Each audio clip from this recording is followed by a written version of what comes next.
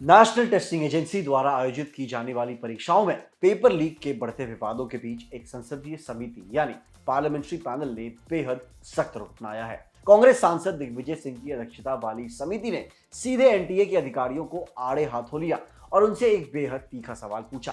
Panel ने national testing agency यानी NTA से लिखित में यह स्पष्ट करने को कहा है कि आखिर उनके नियमों और डिक्शनरी के मुताबिक पेपर लीक की सही परिभाषा यानी डेफिनेशन क्या है। ये सवाल इसलिए उठा क्योंकि हाल ही में हुई एक बैठक के दौरान एनटीए के अधिकारियों ने समिति के सामने यह दलील दी थी कि सोशल मीडिया या टेलीग्राम पर जो सवाल घूम रहे थे वो पेपर लीक नहीं बल्कि सिर्फ एक अनुमानित पेपर यानी गेस पेपर थे।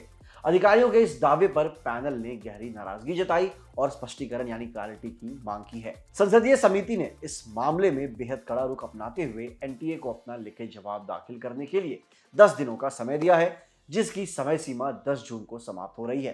पैनल ने ना सिर्फ पेपर लीक की परिभाषा मांगी है बल्कि साल 2018 में एनटीए के गठन के बाद से लेकर अब तक के इतिहास में जितने भी पेपर लीक या गड़बड़ी के मामले सामने आए हैं उन सभी का पूरा रिकॉर्ड भी टेबल पर रखने के आदेश दिए हैं। इसके अलावा समिति ने इस बात की भी जानकारी मांगी है कि क्या केंद्रीय जांच ब्यूरो यानी सीबीआई द्वारा की जा रही जांच के समानांतर एनटीए ने खुद अपने स्तर पर कोई आंतरिक जांच यानी इंटरनल इंक्वायरी शुरू की है। अगर ऐसी कोई जांच की गई है तो पैनल ने उसके स्टेटस रिपोर्ट भी मांगे हैं।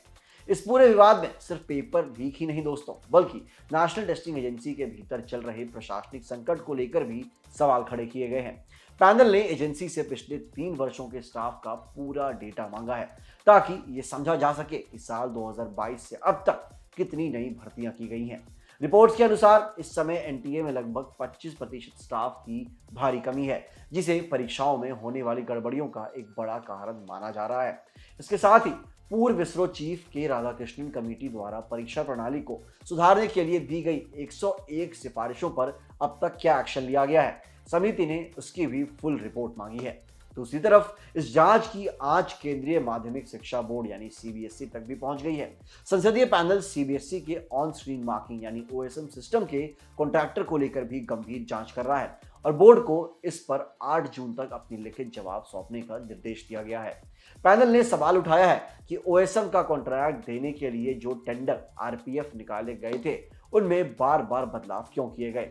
विशेष रूप से कोएम्ट एड्यूटेक नामक कंपनी को यह काम सौंपने से पहले उनका बैकग्राउंड चेक क्यों नहीं किया गया, जबकि उसके तार एक ऐसी कंपनी से जुड़े हैं जो 2019 में तेलंगाना के इंटरमीडिएट रिजल्ट विवाद में रह चुकी है। टेंडर में ब्लैकलिस्टेड कंपनियों से जुड़े नियमों को ढीला करने और स्कैनिंग क्वालिटी को 300 डीपीआई से घटाकर 200 डीपीआई करने जैसे तकनीकी बदलावों पर भी समिति ने सीबीएसई से कड़े शब्दों में जवाब मांगा है। इस पूरे विवाद के बीच छात्रों और अभिभावकों की नजरें अब सरकार के आने वाले फैसलों पर टिकी हुई है।